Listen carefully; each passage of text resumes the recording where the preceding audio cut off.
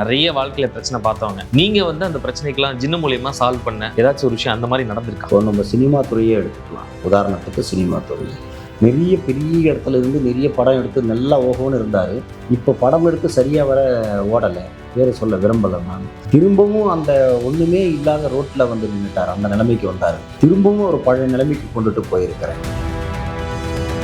இப்போ ஏதாச்சும் ஒரு மந்திரம், ஒரு உதாரணத்துக்கு எடுத்திங்கன்னா எக்ஸாம்பிள், இன்னும் ஆயுதனா கல்கோசர் சுபகணக்கு ஜின்னின் வஸ்லாம் வாலிங்கிற ஜின் ஆஸ்பத்திரி சுபடன்லா ஜின் வஸ்லாம் ஜின் அஸ்மத்துல் வஸ்லாம் அப்படின்ட்டு பல மந்திரங்கள் இருக்குது. ஒரு விஷயத்துக்கு ஏற்ற மாதிரி பல மந்திரங்கள் இருக்குது.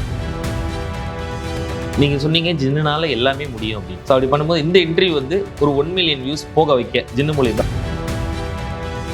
உங்களுக்குன்னு ஒரு சில டெக்னிக்கலான விஷயங்கள்லாம் இருக்கும். இந்த பிரச்சனையை இப்படி ஷார்ட் அவுட் பண்ண முடியும், இந்த பிரச்சனை இப்படி ஷார்ட் அவுட் பண்ண முடியும். அது நமக்காக டெக்னிக்கெல்லாம் கிடையாது. ஜின்னு என்ன சொல்லுதோ அதை தான் செய்யணும். இப்போ உங்களுக்கு ஒரு பிரச்சனை இருக்குதுன்னா அந்த ஜின்னு கிட்ட உத்தரவு கேட்டு இப்படி தான் பண்ணணும்னா அந்த வழியில தான் நம்ம செய்யணும். நிறைய கட்டுப்பாடுகள் நிறைய இருக்கணும். ஸோ சுயநலத்துக்காக எதையும் செய்யக்கூடாது. இப்போ நீங்கள் கேட்டீங்க பாரு, அந்த மாதிரி என்னுடைய தேவைகளுக்காக நான் எதையும் செய்யக்கூடாது. எல்லாமே என்கிட்ட தேவைக்கு மேலே தான் இருக்குது. எல்லாமே என்கிட்ட தேவைக்கு மேலே. அது நான் இங்கே சொல்கிறது இல்லை, என்னுடைய ஊரில் என்னோட இடத்துல பார்த்தீங்கன்னா தெரியும். ஒரு அடுக்குக்கு 4 அடுக்கு பில்டிங் வச்சிருக்கிறேன், ஒரு காருக்கு 4 கார் வச்சிருக்கிறேன். சுற்றுச்சூழல் எல்லாமே தேவைக்கு மேலேயே தான் இருக்குது. சரிங்களா? அது வந்து என்னென்னா நமக்கு வந்து அதோட வேலையினோட உழைப்பு தான். பேயிலி இப்போ மனிதன் மாதிரி தான். இப்போ நல்லவன் இருக்கிறான் கெட்டவன் இருக்கிறான், அதே மாதிரி தான் பேயிலியும். அது ஒரு அல்பா, அது கெட்டதுன்னு சொல்லவும் முடியாது. ஒரு ஆசை தீராமல் அடங்குற போகிறது அது என்ன பண்ணுன்னா ஒரு கல்யாணம் ஆகாத பெண்ணையோ ஒரு பையனையோ பிடிச்சிக்கிட்டு அவங்க மேலே தொடர்ந்துடும். அப்போ அதுக்கு என்ன தேவைன்னு இப்போ பார்த்தீங்கன்னா நிறைய தர்காவிலலாம் பார்த்தீங்கன்னா நிறைய பேயை பிடிச்சி ஒருத்தப்போ ஒரே ஆள் ஒரு 17 வயசு பையன் ஒருத்தன், அவனை ஒரு 20 பேர் சேர்ந்து அமுக்க முடியல. பேயை வந்து பார்த்துருக்குன்னு சொல்றீங்க, உங்களுக்கு அது மூலியமா எதனாச்சும் ஆபத்து வந்திருக்கா? கண்டிப்பாக நிறைய வரும்.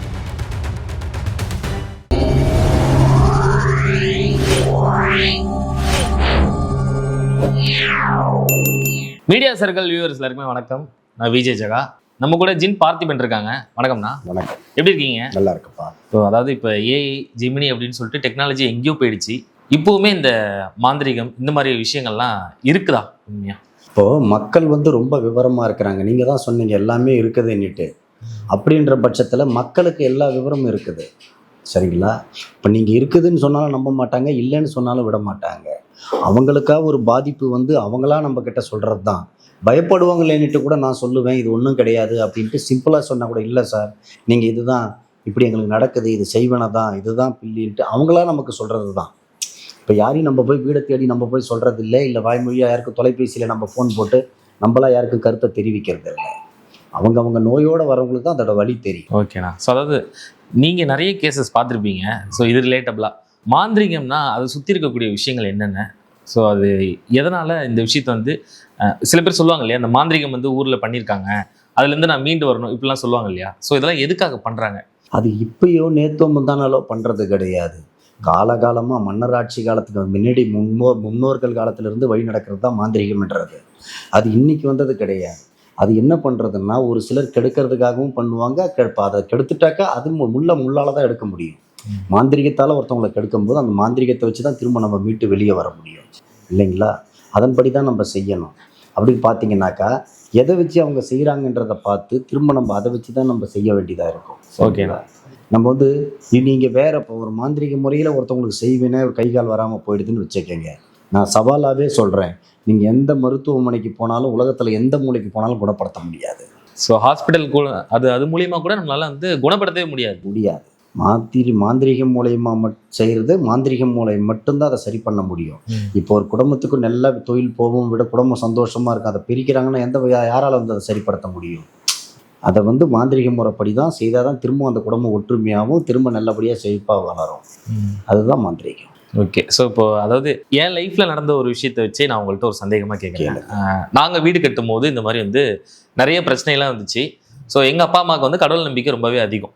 அப்படி இருக்கும்போது என்ன சொன்னாங்க அப்படின்னா, நீங்கள் வீடு கட்டக்கூடாது, நீங்கள் இது பண்ண வளரக்கூடாது அப்படின்னு சொல்லிட்டு நிறைய இந்த எலுமிச்சை மிளகா இதெல்லாம் வந்து போட்டு வச்சுருந்தாங்க இந்த பில்லரை இது பண்ணுறதுல. ஸோ எனக்கு அப்போ அந்த வயசில் நம்பிக்கையே இல்லை, இது ஏன் இப்படி பண்ணுறாங்க, ஸோ இதனால் நடந்துருமா அப்படின்ற மாதிரி.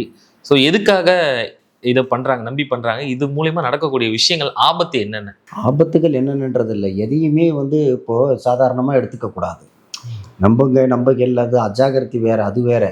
தைரியமாக இருக்கிறது அது வேறு. எதுக்கு தைரியமாக இருக்கணுமோ அதுக்கு தான் தைரியமாக இருக்கணும். சும்மா எல்லாத்தையுமே நம்ம கேர்லெஸ்ஸாக எடுத்துக்கக்கூடாது. புரியுதுங்களா? ஏன்னா அந்த மாதிரி பல பேர் எடுத்துக்கிட்டு முத்தி போய் முடியாத கண்டிஷனில் தான் எங்ககிட்ட வராங்க. அப்புறம் தான் நாங்கள் அதை சரி பண்ணுறதா இருக்கிறது.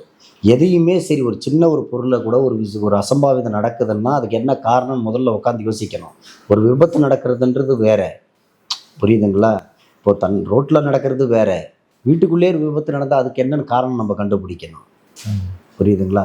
அதிவேகமாக போய் நடந்தால் விபத்து, நார்மலாக போகும்போதே ஒரு விபத்து வருதுன்னா அதுக்கு காரணம் உண்டு. சரிங்களா? எல்லாத்துக்குமே ஒரு காரணம் உண்டு. விபத்துன்னா எல்லாமே பொதுவாக விபத்தாயிடாது. மரணம்னா எல்லாமே மரணம் ஏற்படாது. என்னென்ன காரணம் நம்மளும் உட்காந்து யோசிக்கணும். இது என்ன காரணம், எதனால் நடந்தது என்னென்னு புரிஞ்சு அதன் வழி நம்ம பார்த்து சரி பண்ணிக்கிறது தான் நல்லது.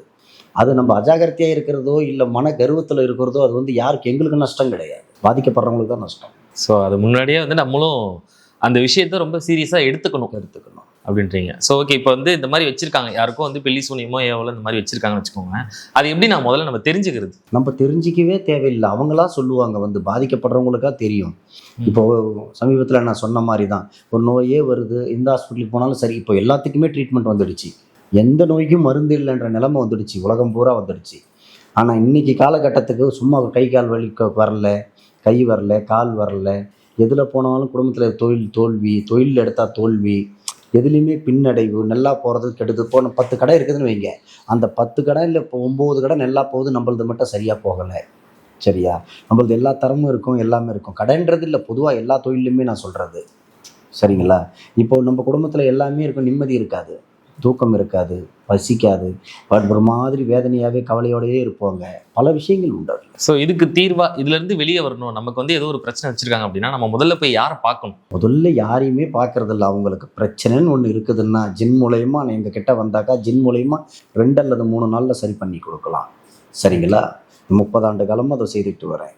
எந்த பிரச்சனையாக இருந்தாலும் அப்புறம் அவங்களா சொல்லுவாங்க, இப்போ இவ்வளோ நாள் என் குடும்பத்தில் 2 வருஷம் 3 வருஷம் இவ்வளோ பிரச்சனைகள் இருந்தது, இந்த 2 நாள்லேயே மாற்றம் தெரியுதுன்றாங்கல்ல, அதுதான் மாந்திரிகம், ஜின் மாந்திரிகம். ஸோ நீங்கள் அதை சரி பண்ணுறது, அந்த அணுகுமுறை பற்றி சொல்லுங்கள், எப்படி சரி பண்ணுவீங்க? என்னென்ன பிரச்சனைகள் ஏற்றவாறு தான் நம்ம அதை செய்யறது.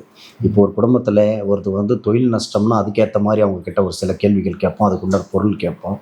இப்போ ஒரு இடம் விற்க முடியலையா, அந்த இடத்த நான் ஒரு வாரத்திலேயே விற்று கொடுத்துருவேன். சரிங்களா? இதில் எல்லாம் எந்த வித மாற்றமும் இருக்காது. 2 நாள் 1 வாரம், அதிகபட்சம் இடம் விற்கிறதா இருந்தால் 1 வாரம், எந்த பிரச்சனையாக இருந்தாலும் 2 அல்லது 3 நாளில் தீர்வு கொடுக்கலாம் ஜின் மூலயமா. சரிங்களா? இப்போ பார்த்தீங்கன்னாக்கா, இப்போ எதையும் ஒன்று எதிர்பார்த்துருப்பாங்க, ஒரு வேலையாக கிடைக்காது, இல்லை ஒரு திருமணம் நடக்காது, ஒரு குழந்தை பாக்கியம் இல்லை, இதுக்கெல்லாம் உடனடியாக நம்மளால் தீர்வு கொடுக்க முடியும்.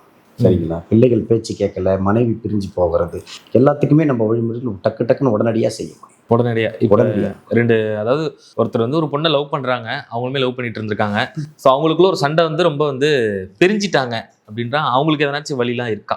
கண்டிப்பாக இருக்கான்னு இல்லை. இப்போ நீங்கள் என் இடத்துக்கு வந்து உட்காந்து பார்த்தீங்கன்னா அங்கே வர்றவங்க சொல்லுவாங்க, ஏன்னா 30 வருஷமாக என் வீட்டில் தான் நான் உட்காந்த இடத்துல தான் நான் செய்கிறேன் அப்படின்னா 30 வருஷமாக ஒரு இடத்துல பேர் எடுக்க முடியாது யாராலையும். இன்றைக்கெல்லாம் 3 நாள் நிலைக்கிறதே பெரிய விஷயம். இப்போ எவ்வளோ பேர் வராங்க, எல்லா துறையிலையும், இந்த துறையிலும் இல்லை, எந்த துறையிலுமே சரி, ஒரு தவறு இருந்தால் உடனே நிலைக்க முடியாது. சரிங்களா? இப்போ 30 ஆண்டா பயணிக்கிறேன்னா நமக்கு தேவை பேர் தான். சரிங்களா? சேர்த்து வைக்கிறேன்னா இல்லை, சேர்த்து வைப்பேன், அடித்து சொல்லுவேன், சேர்த்து வைப்பேன். ஓகே, ஸோ அதை எப்படி சாத்தியமாக்குறீங்க? ஜின்னால் முடியாது எதுவுமே கிடையாது. இப்போ என்னென்னு கேட்டிங்கன்னா, ஜின்னுக்கு வந்து இங்கே நம்ம நாட்டில் தான் விழிப்புணர்வு கொஞ்சம் மக்களுக்கு அவ்வளோவா தெரியாது. உலகம் பூரா ஜின்னுன்னா என்னன்னு தெரியும். சரிங்களா? அரபு கண்ட்ரி ஆகட்டும், கிறிஸ்துவ கண்ட்ரி ஆகட்டும், எல்லா மதத்தினருக்கும் ஜின்னுன்னா என்னன்னு தெரியும். சரிங்களா? அது ஜின்னு வந்து இல்லாத இடமே கிடையாது. அதுக்கு வந்து ஜின் வழிபாடுகள் வந்து இங்கே வந்து மக்கள்கிட்ட வந்து ரொம்ப பேர் வந்து அதை பயமாக பேய் பூதம் புட்டிச்சத்தான் ஏதோ சொல்லி பயப்படுத்தி வைக்கிறாங்க. எல்லாம் ஒன்றும் கிடையாது. அதனால் யாருக்கும் எந்த பாதிப்பும் கிடையாது. எல்லாருக்கும் நன்மை செய்கிறது தான் ஜின்னு. இப்போ 30 ஆண்டாக செய்கிறேன். இப்போ இது உலகம் பூரா தான் நடக்குது ஜின் வேலை தான். தாய்லாந்து, இந்த வெளிநாடுகள்லாம் பார்த்தீங்கன்னா நிறைய நாட்டில் வந்து அரபு கண்ட்ரிலாம் ஜின்னை வச்சு தான் வேலை செய்கிறாங்க. மாந்திரிகம்ன்றது அந்த நாட்டில் சட்டப்பூர்வமாகவே அங்கீகரிக்கப்பட்டிருக்குது. சட்டமாகவே அப்படியே அவங்க வந்து தெருவுக்கு தெரு, வீட்டுக்கு வீடு, லேடிஸ் ஜென்ட்ஸ் எல்லாமே செய்வாங்க. ஒரு தொழிலையாகும் அந்த மாதிரி இருக்குது. ஜின் தொழிலில் தான் நிறைய பேருக்கு நிறைய இடத்துல நடக்கிறது, உலகம் பூரா செய்கிறது ஜின். மலேசியாலாம் நிறைய தெரியும், சிங்கப்பூர், சரிங்களா? எல்லா நாடுகள்லையும் நடக்கிறது ஜின் வேலைகள். ஓகே, ஸோ இப்போ உங்ககிட்டே வந்து நீங்கள் சொன்னீங்க வெளிநாடுகள்லேருந்து நிறைய பேர் ஜின்னுனா என்னென்ன எல்லாருக்குமே தெரியும், அந்த விழிப்புணர்வு இருக்குது அப்படின்னு சொன்னீங்க. ஸோ உங்ககிட்ட நிறைய ஃபாரின் கிளைண்ட்ஸ்லாம் வருவாங்க அப்படின்னே கேள்விப்பட்டோம். ஸோ அந்த விஷயம் பற்றி சொல்லுங்கள். ஆமாம், ஃபாரின் கிளைண்ட்ன்றது இல்லை, உலகம் பூரா இருக்கிற தமிழர்கள், தமிழ் தெரிஞ்சவங்க, இது தமிழ் தெரியாத அந்த நாட்டை சேர்ந்தவங்களுக்கும் நிறைய ஹெல்ப் பண்ணுவாங்க. நம்ம தமிழ்காரங்க அவங்க வந்து இந்த மாதிரி இங்கே நாங்கள் வந்திருக்க இடத்துல எங்கள் ஃப்ரெண்டுக்கு அமெரிக்காவில் இங்கேருந்து போன ஒரு சாஃப்ட்வேர் கம்பெனியில் வேலை செய்கிறவங்க அவங்க ஃப்ரெண்டுக்கு இருக்கு, அவங்க அந்த அமெரிக்கா சேர்ந்தவங்களுக்கு ஒரு ப்ராப்ளம், அதை சொல்லுவாங்க. உலகம் முழுக்க எங்கே இருந்தாலும் சரி, எந்த நாடாக இருந்தாலும் சரி, எந்த ஊராக இருந்தாலும் சரி, சவுதி, குவைத்து, எல்லா கண்ட்ரிலும் இந்த நைட் கால்ஸ் எல்லாம் ஃபோன்ஸ் எனக்கு அதான் அதிகமாக வரும், வெளிநாடு கால்ஸ் தான். எந்த பிரச்சனையாக இருந்தாலும் உடனடியாக ஜின் மூலயமா உடனடியாக தீர்வு கொடுக்கலாம். ஓகே, ஸோ இப்போ நீங்கள் நிறைய கிளைண்ட்டை பார்த்துருப்பீங்க, இது கொஞ்சம் வித்தியாசமாக இருந்துச்சு அப்படின்னு நீங்களே ஃபீல் பண்ண? எது எவ்வளோ பெரிய கேஸ் இருந்தாலும் சரி அது முடிக்க முடியாது. கடவுளுக்கு நிகரான ஒரு பொருள் ஜின்னு. இப்போ எப்படி சொல்கிறதுனாக்கா, ஜின்னை வச்சு நம்ம செய்கிறோம்னா எதையுமே ஒரு சாதாரண விஷயம், ஜின்னுக்கு நமக்கு அது பெருசாக இருக்கலாம், உங்களுக்கு அது பெருசாக இருக்கலாம், எதுவுமே முடிக்க முடியாத கேஸ் கிடையாது. ஜின்னுன்றது வந்து எல்லாத்தையுமே பார்க்கக்கூடியது ஒன்று. என்ன ஒரு பிரச்சனையாக இருந்தாலும் அது சாதாரணமாக முறியடித்து தீர்வு கொடுத்தோம்.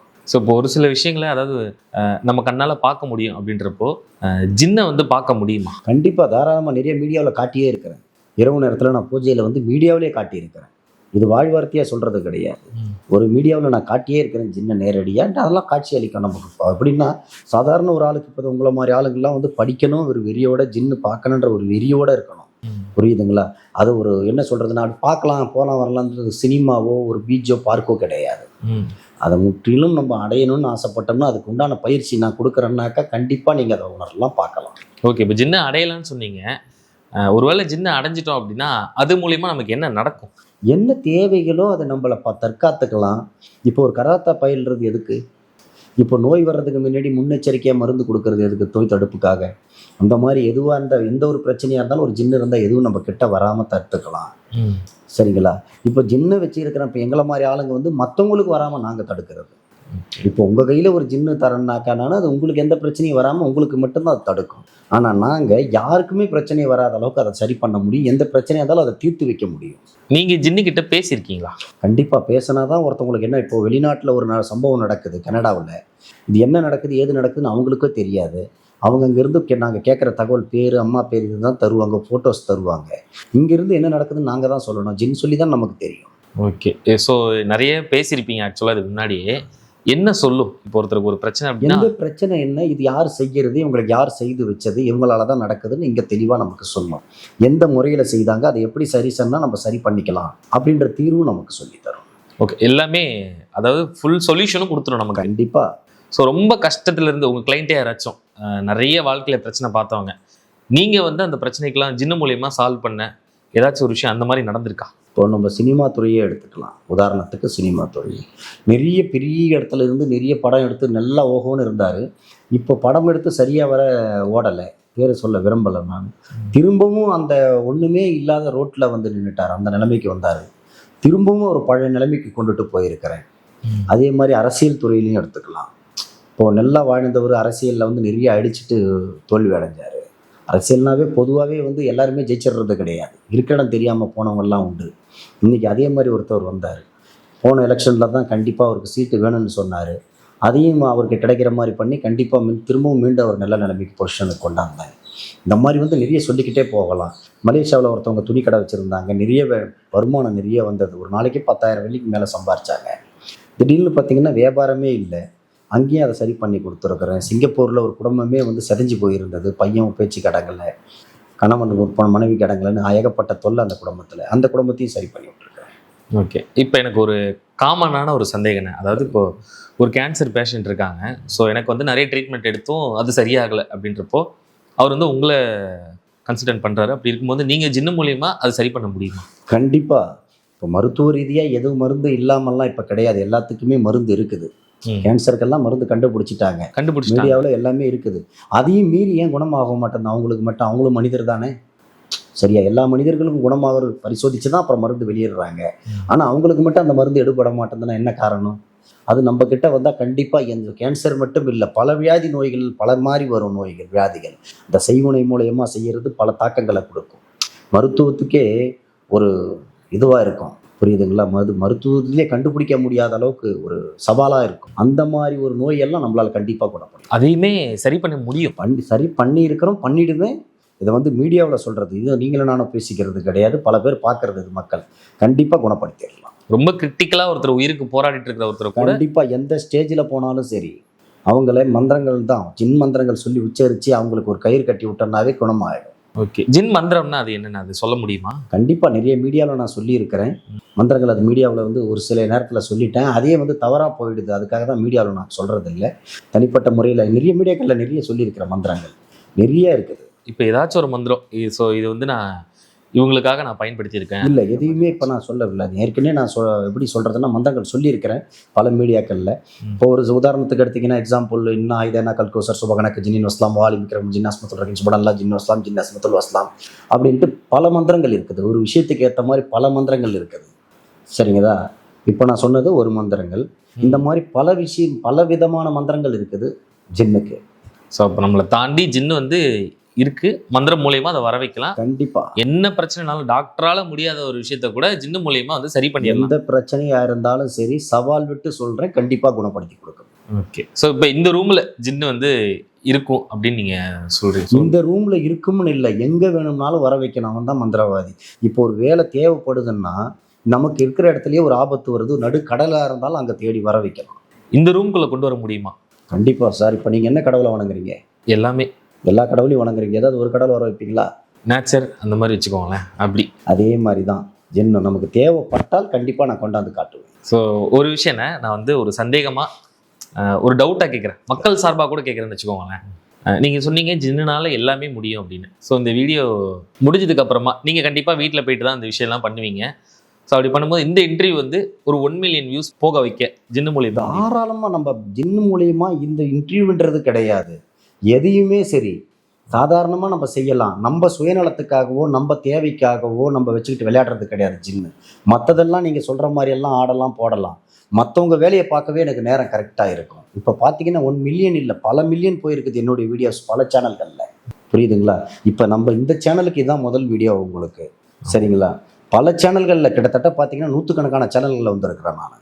சரிங்களா? எல்லாமே ஜின்னால தான் வளர்ந்த முடியும். இல்லைன்னா ஒரு சேனல் 2 சேனல்லே பார்க்கலாம், இழுத்து மூடிட்டு போக வேண்டியது தான். ஓகே, ஸோ இப்போ ஒரு நல்ல விஷயமா தான் நான் கேட்குறேன். நல்ல விஷயமா தான் நானும் இப்போ நம்ம சேனலுக்கு இந்த வீடியோ வந்து 1 மில்லியன் வியூஸ் போனால், ஸோ நீங்கள் சொல்கிற இந்த விஷயமும் போய் சேரும் இல்லையா? கண்டிப்பாக அது மக்களுக்கு வந்து இன்னைக்கு போய் சேர்ந்துக்கிட்டு தான் இருக்குது. பல மீடியாக்களில் நான் நேரடியாகவே ஜின்னியை காட்டியிருக்கிறேன் இல்லையா? நான் சொல்கிறது புரியுதுங்களா? எல்லா சேனலுக்கும் நான் நிறைய காட்டியிருக்கிறேன். மில்லியன் கணக்கில் போய் இருக்குது. சமீபத்தில் ஒரு பிரபல நடிகை கூட கொடுத்த ஒரு சேனலில் அதெல்லாம் நிறைய போயிட்டு தான் இருக்குது. ஓகே, ஸோ அப்போ இந்த வீடியோவும் போக வைக்க முடியும், போக வைக்கலாம். கண்டிப்பாக 1 மில்லியன் வியூஸ் அடிச்சிடும். சூப்பர். நான் இதுக்கு அது உங்களை முன்னாடியே மீட் பண்ணியிருக்கலாம் அப்படின்னு எனக்கு தோணுது இப்போ. ஓகேண்ணா, ஸோ அந்த நிறைய சொன்னீங்க, இந்த மாதிரி செய்வன அப்படின்ற ஒரு விஷயம் பேசிட்டு இருக்கும்போது சொன்னீங்க. செய்வனன்றது என்ன? நம்ம செய்கிறது தான். இப்போ நமக்கு ஒருத்தவங்க ஆகலை அழிக்கணும்னுட்டு நம்மளா ஏற்படுத்துறது தான் செய்வன.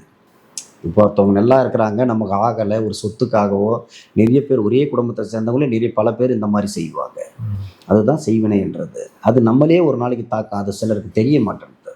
ஓகே, ஸோ அதுக்கு இருக்கா, அதாவது அதுக்குன்னு ஒரு சக்தி இருக்கா? அது அவங்க வைக்கிறாங்கன்னா அது நடந்தே தீருமா? கண்டிப்பாக தீரும். இப்போ நீங்கள் வந்து உங்கள் மேலே ஒரு பகை இருக்குது, உங்களை வெட்டணும்னு நான் நினச்சேன்னாக்கா ஒரு குறிப்பிட்ட நாள் நினைப்பேன், அதை நான் மறந்துடுவேன். வெறி வந்ததுன்னா கொஞ்ச நாளில் அடங்கிடும். ஆனால் ஒரு முறை செய்வனை வச்சுட்டா வாழை அடி வாழை, அவங்க குடும்பம், குழந்தை, குட்டி எல்லாருக்குமே அந்த பாதிப்பு தாக்கம் இருக்க தான் செய்யும். அதை சரி பண்ணலன்னா அந்த குடும்பமே அழிஞ்சு தான் போகும். அதுதான் செய்வனன்றது. அந்த செய்வனை நம்ம எப்படி தெரிஞ்சுக்கிறது? அதுதான் முதல்ல சொன்னனே, நம்ம தெரிஞ்சுக்கிறதுன்றது கிடையாது. பாதிக்கப்பட்டவங்க இப்போ டாக்டராக இருந்தாலும் அவங்க நோய் என்னன்னு தெரிஞ்சுக்குவாங்களா? அவங்க சொன்னாதான் தெரியும் போய் மருத்துவமனையில். புரியுதுங்களா? ஒரு டாக்டர்ன்றதால போகிறவங்களாம் செய்வினை, இவங்களுக்கு வந்து இப்போ நோய் இருக்குது, இந்த நோய் தான் அதுதான் தெரிஞ்சுக்க, அந்த மாதிரி அவங்களாம் நம்ம இடத்துக்கு வந்து அவங்களாம் நமக்கு சொன்னால் தான் நம்ம என்னன்னு சொல்ல முடியும். இப்போ ஒரு வக்கீல் இருக்கிறாரு, ஒருத்தருக்கு என்ன பிரச்சனை இருக்குதுன்னு சொல்ல முடியுமா? அதே மாதிரி தான் நம்ம எதையும் சொல்கிற, அதுவும் இந்த தொழிலில் முக்கியம் தேவை ரொம்ப நம்ம சுயமரியாதை. நம்மளா போய் ஒருத்தவங்க கிட்ட போய் கூப்பிட்டோ பேசியோ உட்கார வச்சு நம்ம பாதமே கிடையாது. முதல்ல நான் வரவங்களை பார்க்க கூட எனக்கு டைம் கிடையாது. அந்தளவுக்கு வேலை சுமையில் இருப்பேன். அவங்களா வந்து சொல்லும் போது அது என்னன்னு நம்ம கண்டறிஞ்சு இது செய்வினையாக இருந்தால் மட்டும் அதுக்கு நான் கண்டிப்பாக செய்வேன். அது மாற்றம் தெரியுது இல்லையா? முதல்ல செய்வினையான்றது நீங்கள் கேட்குறீங்க. இப்போ 10 வருஷமாக இருக்கிறது, 2 வருஷமா, 3 வருஷமோ, எத்தனை வருஷமோ இருக்கிறது, பல வருஷமோ இருக்கிறது, 2 நாளில் அவங்களுக்கு அது மாற்றம் தெரியுது இல்லையா? ஐயோ பரவாயில்ல, இப்போ எங்கே போய் நமக்கு நடக்கலைன்றது பரவாயில்லைன்னு சொல்கிறாங்க இல்லையா? அதுதான் செய்வேன். ஸோ உங்களுக்காக, அதாவது என்னென்னா உங்களுக்குன்னு ஒரு சில டெக்னிக்கலான விஷயங்கள்லாம் இருக்கும். ஸோ இந்த பிரச்சனையை இப்படி ஷார்ட் அவுட் பண்ண முடியும், இந்த பிரச்சனை இப்படி ஷார்ட் அவுட் பண்ண முடியும். அது நமக்காக டெக்னிக்கெல்லாம் கிடையாது. இந்த முறையில் இந்த மெத்தடில் செய்தோம்னா அந்தந்த பிரச்சனைக்கு உண்டான தீர்வு கட்டாயம் கொடுக்க முடியும். நம்ம இஷ்டத்துக்கு டெக்னிக்காக நம்ம பாட்டை கண்டுபிடிச்சிட்டு போகிறது கிடையாது. ஜின்னு என்ன சொல்லுதோ அதை தான் செய்யணும். இப்போ உங்களுக்கு ஒரு பிரச்சனை இருக்குதுன்னா அந்த ஜின்கிட்ட உத்தரவு கேட்டு இப்படி தான் பண்ணணும்னா அந்த வழியில் தான் நம்ம செய்யணும். புரியுதுங்களா? இப்போ ஒரு உதாரணத்துக்கு சொல்கிற எக்ஸாம்பிள், ஒரு 4 பேருக்கு சாப்பாடு வாங்கி அன்னதானம் பண்ண சொன்னால் அதை செய்தாவே அந்த பிரச்சனை உங்களுக்கு தீர்வாயிடும். பெருசாக செய்யணும்னு கூட அவசியம் கிடையாது. இப்போ ஒரு உயிருக்கே ஆபத்து வருது, உங்களுக்கு ஒரு முட்டையை தலையை சுற்றி உடைக்க சொன்னால் அந்த முட்டையில் ஒரு உயிர் இருக்குது, அதை தலையை சுற்றி உடைச்சிங்கனாவே உங்களுக்கு வர ஆபத்து அதில் நீங்கிடும். அந்த மாதிரி பல வழியில் உத்தரவு தரும் நமக்கு ஜின்னு. சரிங்களா? இன்றைக்கி சாம்ராஜ்யமே இப்போ நீங்கள் கேட்கலாம், இங்கே உங்களுக்கு ஜின் இதை செய்யுமா? மலேசியா, சிங்கப்பூர், பெரிய பெரிய மேல நாடுகள், எல்லா நாடுகள்லையும் சரி, பெரிய பெரிய ஆளுங்க நான் சொல்கிறது, அந்த நாடுகளில் சாதாரண போஸ்டிங்கில் உள்ள பிரைம் மினிஸ்டர் போஸ்டிங் அந்தளவுக்கு பெரிய பெரிய லெவலில் இருக்கிறவங்களாம் ஜின்னை கையாளுவாங்க, நிறைய ஜின்னை வணங்குவாங்க. அது வெளியே மக்களுக்கு வெளியே வராது. ஸோ இப்போ ஒரு சில கடவுளுக்கு உருவம் இருக்குது, ஜின்னுக்குன்னு உருவம் ஏதாச்சும்? கண்டிப்பாக நேர்லேயே காட்டியிருக்கிறேன்னு தான் சொன்னேன். நான் ஜின்னோட வர வச்சு நான் நேர்லேயே ஒரு மீடியாவில் காட்டியே இருக்கிறேன். அந்த பூஜையில் சுடுகாட்டில் மயானத்தில் உட்காரும்போது கண்டிப்பாக நான் காட்டியே இருக்கிறேன். இது வார்த்தையாக சொல்லலை, மீடியாவில் காட்டியிருக்குன்னு முன்னாடியே நான் உங்களுக்கு சொல்லிட்டேன். ஆமாம், முன்னாடியே சொல்லியிருந்தீங்க. ஸோ அதான் அதுக்கு அந்த நாங்கள் பார்த்ததில்லை அப்படிங்கிறதால நான் கேட்குறேன், அந்த உருவம் எப்படி இருக்கும்? கண்டிப்பாக உருவம் தேவைப்படும் போது அது நம்ம என்ன சொல்கிறதுன்னா அந்த பூஜையில் உட்காரும் போது அந்த மந்திரங்கள் சொல்லும் போது நேரடியாக வரும். ஸோ நீங்கள் கடைசியாக ஜின்னுக்கிட்ட பேசின விஷயம்?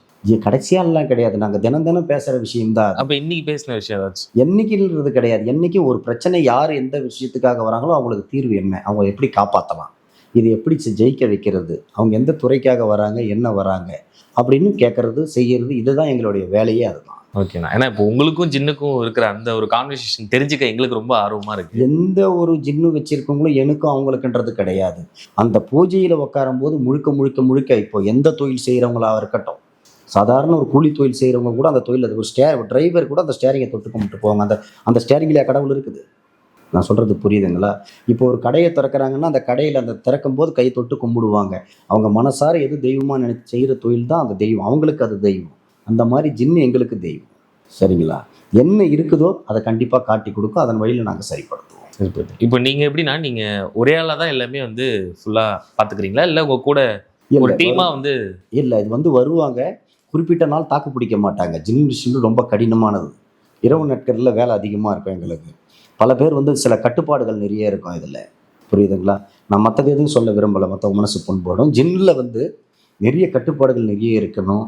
ஸோ சுயநலத்துக்காக எதையும் செய்யக்கூடாது. இப்போ நீங்கள் கேட்டீங்க பாரு, அந்த மாதிரி என்னுடைய தேவைகளுக்காக நான் எதையும் செய்யக்கூடாது. சரிங்களா? தேவைக்கு என்ன சொல்கிறது, எல்லாமே என்கிட்ட தேவைக்கு மேலே தான் இருக்குது.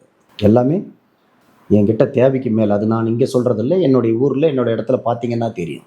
ஒரு அடுக்குக்கு 4 அடுக்கு பில்டிங் வச்சுருக்கிறேன், ஒரு காருக்கு 4 கார் வச்சுருக்கிறேன், சொத்து சுகம் எல்லாமே தேவைக்கு மேலேயே தான் இருக்குது. சரிங்களா? அது என்னென்னா நமக்கு அதோட வேலையில உழைப்பு தான். ஸோ நீங்கள் எப்போலேருந்து தான் இதை ஆரம்பிச்சிங்க? அதாவது நான் சின்ன வயசுலேருந்து ஒரு பாய் கூட தான் வளர்ந்தேன். சின்ன வயசுலேருந்து கற்றுக்கிறதுக்கு கிட்டத்தட்ட பார்த்தீங்கன்னாக்கா அவர் கூடயே பயணித்து இதில் தான் வளர்ந்தது. எல்லா மீடியாவிலையும் அதை சொல்லி பல பேருக்கு நல்லாவே தெரியும். அது அங்கேருந்து கற்றுக்கிட்டது தான். அது ஒரு 16 வயசுலேருந்து ஆரம்பித்தது. ஸோ இப்போ ஜின்னை நீங்கள் அது மூலிமா நிறைய விஷயம் பண்ணியிருக்கிறதா சொன்னீங்க. ஸோ உங்ககிட்ட இந்த ஒரு கேள்வி கேட்கணும்னு தோணுது, பேய் இருக்கா? இப்போ பேய் இருக்கா இல்லையான்றதை நீங்கள் என்கிட்ட கேட்குறத விட உலக நாடு, வல்லரசு நாடு எந்த நாடுன்னு சொல்லுவீங்க உங்களுக்கு தெரிஞ்சு? அமெரிக்கா. அமெரிக்காவிலே பேய் இருக்கிறது ஒத்துக்கிட்டாங்க சயின்டிஃபிக்காக. சரிங்களா? அப்படின்ற போது பேய் பிசாசு இருக்கிறது அமெரிக்காவில் இருந்து பட்டி தொட்டி நம்ம ஊர் ஆண்டிப்பட்டியில் வரைக்கும் எல்லா கிராமத்துலேயும் தெரியும். பேய் பிசாசுன்றது நம்மளும் நீங்களும் நானும் விளையாடுறதோ சொல்கிறதோ கிடையாது. பசங்களை பயம்படுத்த, குழந்தைங்களை இருக்கிறத ஒன்று தான் சொல்கிறது அந்த காலத்துலேருந்து இந்த காலம் வரைக்கும். சரிங்களா?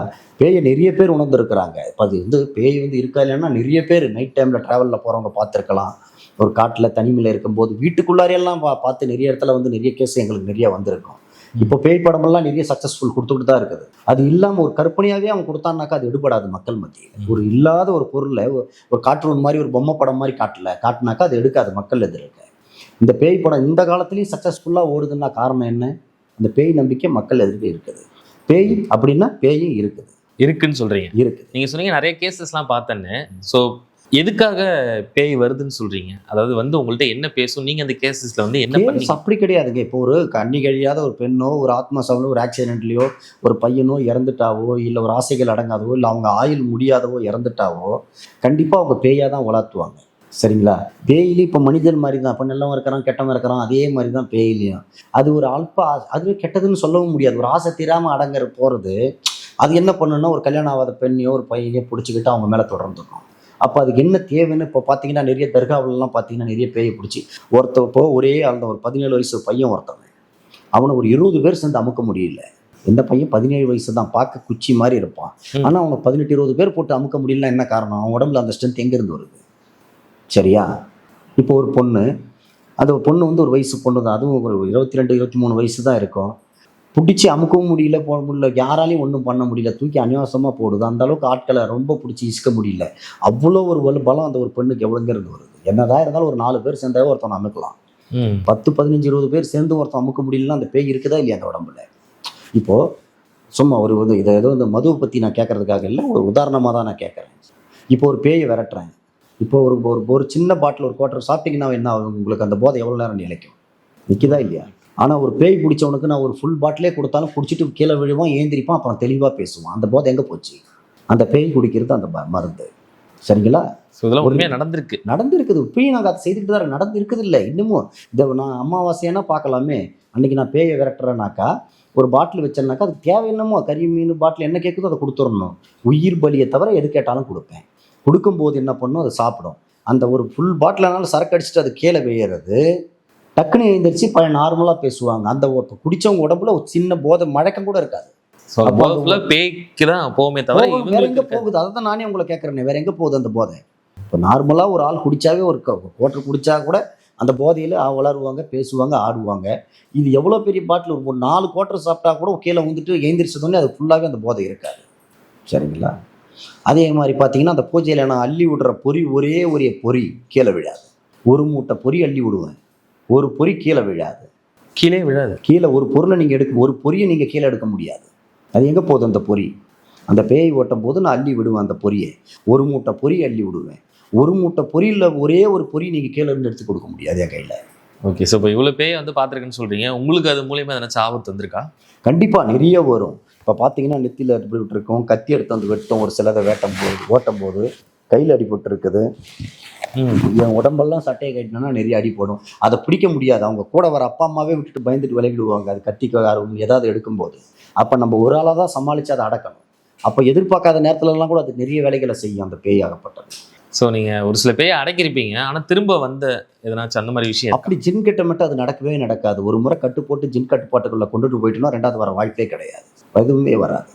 ஸோ ஜின்னு மூலிமா நீங்கள் அந்த வேலையை செய்கிறதுனால கண்டிப்பாக ரிட்டர்ன் வரவே வராது. கண்டிப்பாக வராது. இந்த மாதிரி சுடுகாட்டில் நாங்கள் மயானத்தில் வந்து பூஜைலாம் பண்ணோம் அப்படின்னு, அதே குறிப்பாக அங்கே தான் பண்ணணும் அப்படின்ற ஒரு விஷயம். இப்போ எப்படின்னு கேட்டிங்கன்னா, ஊருக்குள்ளே வந்து உலக்க சத்தம், உரல் சத்தம், இல்லை இந்த பாட்டு அது இதுன்னு சத்தம், வண்டிகை சத்தம் எதுவுமே கேட்கக்கூடாது. புரியுதுங்களா? ஒரு ஜின் வர இடத்துல வந்து அமைதியாக இருக்கணும்.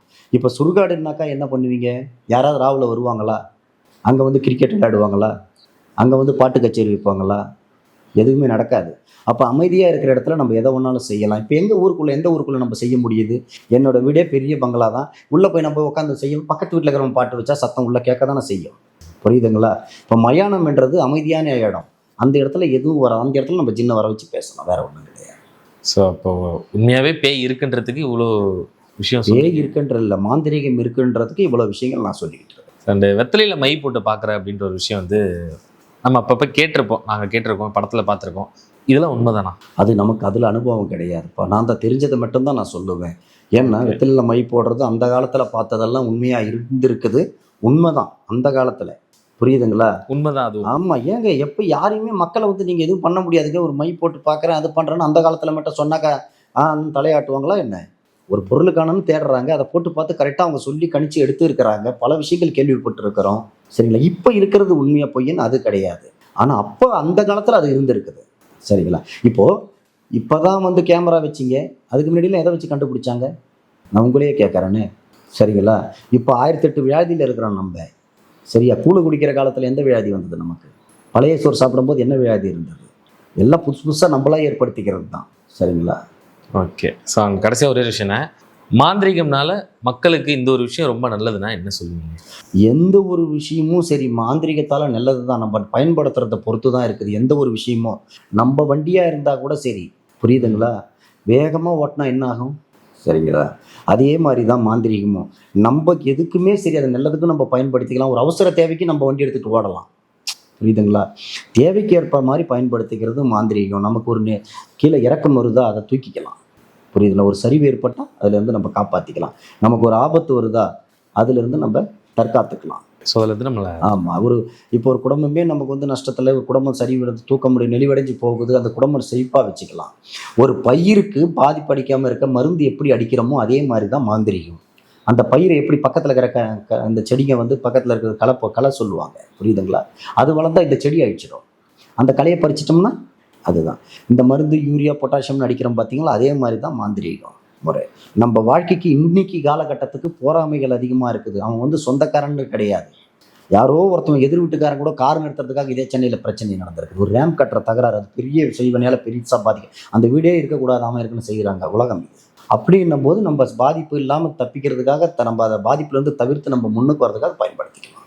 இந்த ஒரு விஷயமும் ஒரு டவுட், இதையும் கேட்டலாம் அப்படின்னு சொல்லிட்டு மறந்துட்டேன். என்னன்னா அந்த எலுமிச்சம்பழம், குறிப்பாக அந்த மிளகா, இந்த மாதிரியான விஷயங்களை வந்து ஏவல் விடுறது அப்படின்னு சொல்லிட்டு அந்த விஷயத்துக்கு அதை பயன்படுத்துகிறாங்க. நம்ம நிறைய வீடியோலாம் பார்த்துருக்கோம். ஏன் அதை யூஸ் பண்ணுறாங்க? அது அப்படி கிடையாதுப்பா. முன்னோர்கள் வந்து செய்தது வந்து ஒரு சில விஷயங்களுக்கு ஒரு அர்த்தங்கள் உண்டு. புரியுதுங்களா? இப்போ நம்ம வீடுகளிலே சுற்றி போடுவாங்க அந்த மிளகான்றது. அது வந்து நம்ம செய்கிறது இல்லை. நமக்கு முன்னோர்கள், உங்கள் தாத்தாவெல்லாம் நீங்கள் பார்த்துருப்பீங்களா? அந்த தாத்தாவை பார்த்துருப்பீங்களா? அது அப்போலேருந்து வர்றது தான், வழிவரையாக அவங்க வர்றது தான் நமக்கு அதை செய்கிறாங்க. புரியுதுங்களா? இப்போ இது எலுமிச்சை பழம்னா அதில் வந்து இத்தனை காவு கொடுத்து அதுக்கு சமானம். இப்போ ஒரு சேவலரை ஒரு கெடா வெட்டுன்னா வெட்ட முடியாது. ஆனால் ஒரு எலுமிச்சை பழத்தில் 7 சேவல் அறுத்ததுக்கு 7 சேவல் காவு கொடுத்ததுக்கு சமம் ஒரு எலுமிச்சை பழம். ஓகே, 7 சேவலுக்கு ஈக்குவலாக ஒரு எலுமிச்சை பழம் வந்து இருக்குன்றீங்க. ஒரு துமிட்டிக்காய்வாங்க. அந்த துமிட்டிக்காய் வந்து 21 பன்னி காவு கொடுத்ததுக்கு சமம். புரியுதுங்களா? அந்த மாதிரி பல விஷயங்கள் உண்டு அந்த காய்களில். அதனால தான் அதை சுற்றி உடைக்கும் போது நமக்கு இருக்கிற டிஸ்ட்ரிக்கள் கழியுன்றது. ஓகே, ஸோ இதுக்காக தான் வந்து அதை பயன்படுத்துகிறாங்க. கண்டிப்பாக. ஒரு பூசணிக்காய் உடைக்கிறது 21 எருமையை காவு கொடுத்ததுக்கு சமம். ஒரே பூசணிக்காய் ஒரு 21 எருமையை காவு கொடுத்தது. இப்போ ஒரு எருமையை நம்ம காவு கொடுக்க முடியுமா? அந்த மாதிரி பல ஐதீகங்கள் அது ஆரம்ப காலத்திலேருந்து வர்றது. ஓகே, ஸோ நிறைய விஷயங்கள் இன்றைக்கி வந்து பகிர்ந்துக்கிட்டீங்க. நன்றி. நன்றி.